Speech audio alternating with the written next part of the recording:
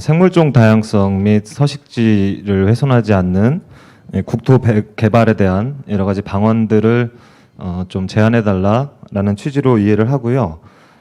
사실 이제 발제 제목에서 보시다시피 이제 생물종 다양성 그리고 이제 서식지에 대한 문제는 생물 다양성의 개념에 병합되어 있기 때문에 그 맥락에서 우리가 고찰해야 될 여러 가지 과제들을 한번 짚어보도록 하겠습니다.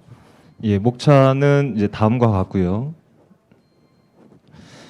생물 다양성의 개념입니다. 좀 우리가 생물 다양성의 개념에 대해서 쉽게 이해를 하려면 그 중간에 동그라미 표시에 보시다시피 곰이나 여우, 토끼, 우리가 알고 있는 다양한 이제 동물들을 봤을 때 이러한 것들이 생물 종의 다양성이구나 이렇게 이해를 해주시면 좋을 것 같고, 그 중에 이제 토끼 한 마리를 두고 또 우리 토끼는 회색 토끼도 있고 검정 토끼도 있고 하얀 토끼도 있는데 이런 부분들을 우리가 이제 유전자 다양성으로 이해를 해주시면 좋을 것 같습니다. 그리고 이러한 생물종과 유전자 다양성이 살아갈 수 있는 곳, 그런 곳들을 총칭해서 우리가 생태계 다양성이라고 이해를 하시면 좋을 것 같습니다.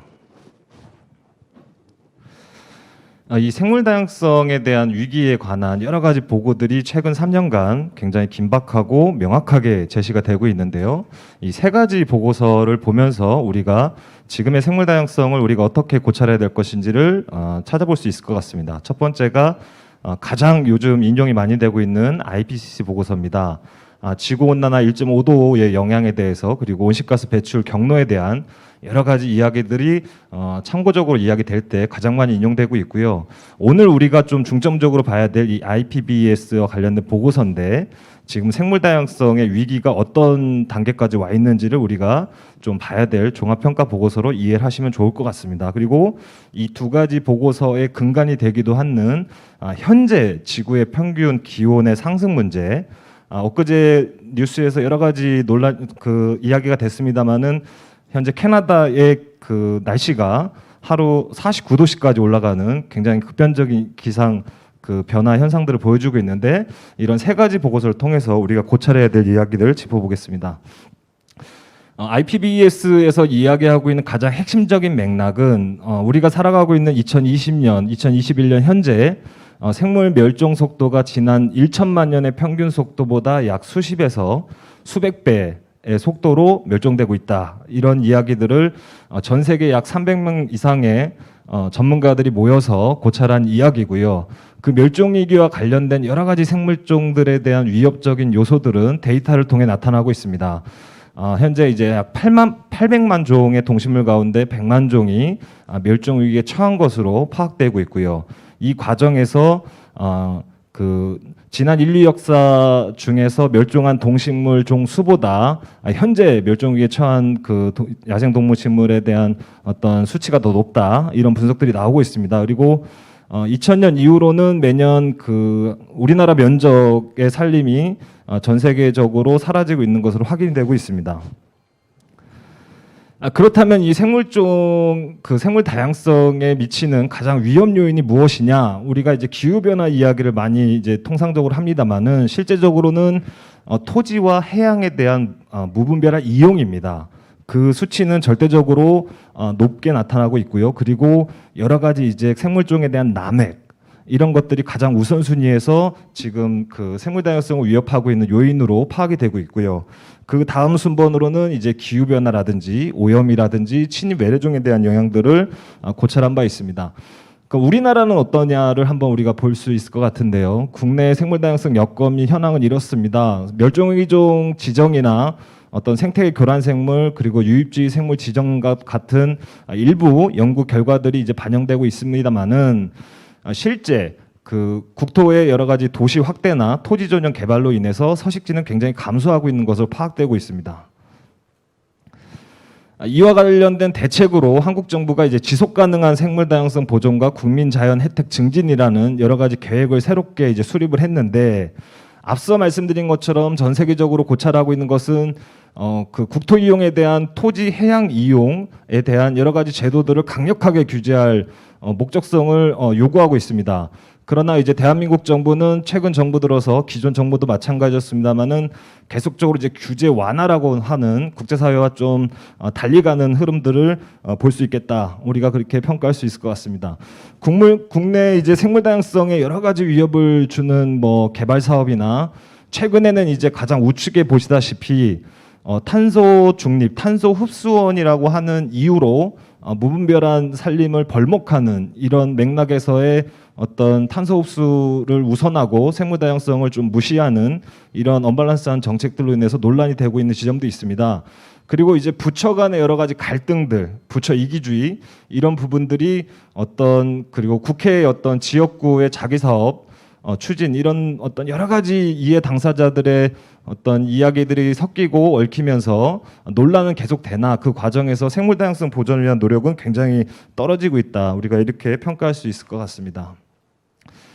생물 다양성은 지속 가능 발전 목표와 같은 이야기입니다. 사실상. 그래서 이제 그 생물 다양성 IC 타겟 목표 20가지가 있는데 작년에 IPBES에서 평가하기로는 이 달성에 실패했다라는 명확한 입장을 냈고요.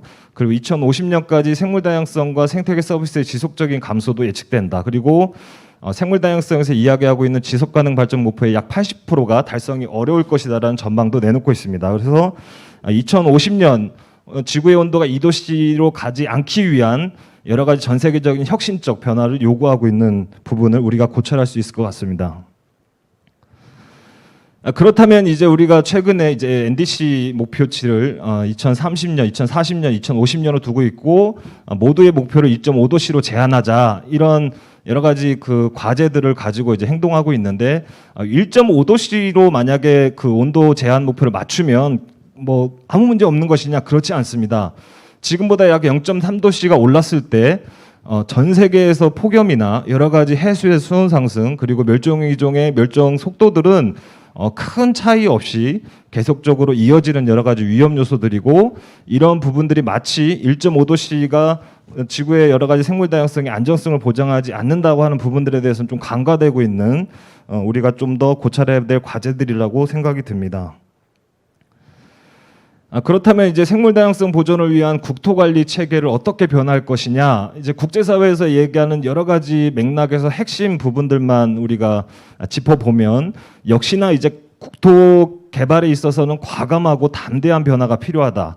그 가장 우선순위로는 법 제도와 체계를 강화할 필요가 있고 그 선결 과제를 해소한 이후에 어떤 지역 이해 당사자들에 대한 인센티브나 그리고 그 과정에서 벌어질 수 있는 이슈를 선제적으로 대응하고 그 과정을 결정할 수 있는 협력 의사결정 구조도 명확히 갖춰야 된다. 이런 시나리오들이 제안되고 있습니다. 계속해서 말씀드리겠습니다만은 생물 다양성 보존을 위한 핵심 그 우선순위는 토지 해양 이용에 대한 강력한 규제 방안이 마련돼야 되는 것을 시급히 요구하고 있습니다. 샤르말 쉐이크 선언이라고 하는 부분은 이제 우리 사회, 우리 그 각 정부가 모든 정책 분야에 있어서 이 생물 다양성의 가치를 반영해야 된다라고 하는 목표치를 제시하고 있고요. 그렇다면 이제 생물 다양성 보전을 위한 어떤 국토 관리 체계에 있어서 강력한 규제를 기반한 어떤 생태계 서비스에 대한 보존 그리고 자연이 인간에게 주는 혜택들 그리고 이런 과정에서 지역 주민들에게 정당한 보상 방안들을 강화할 필요들을 지금 요구하고 있고 이 과정을 시행하기 위해서는 당연한 국민적 공감대와 참여를 위한 국가 차원의 노력도 우선돼야 된다라는 말씀을 드릴 수 있을 것 같습니다. 국립공원 사례를 간단하게 하나 말씀드리면 좌측에 이제 내륙형 생태문화 교육 플랫폼이라고 해서 기존에 이제 보호해야 될 지역은 보호를 하고 주변에 이미 개발돼 있거나 개발 예정인 지역들은 이용할 수 있는 보존과 이용을 어떤 대안을 모색할 수 있는 방안들을 현재 시도하고 있다는 사례를 설명드렸습니다. 결론입니다. 이제 생물 다양성을 훼손하지 않는 국토 개발의 어떤 그 전략적으로는 핵심은 역시나 토지 이용에 대한 강력한 규제가 전제돼야 된다. 그리고 생태계 서비스 보존을 위한 정책, 그리고 사례 발굴 및 국가 차원의 지원이 필요하다. 그리고 이제 지역 주민과 대중인식 증진을 위한 생물 다양성 주류화를 각 정부 정책에 반영해야 된다.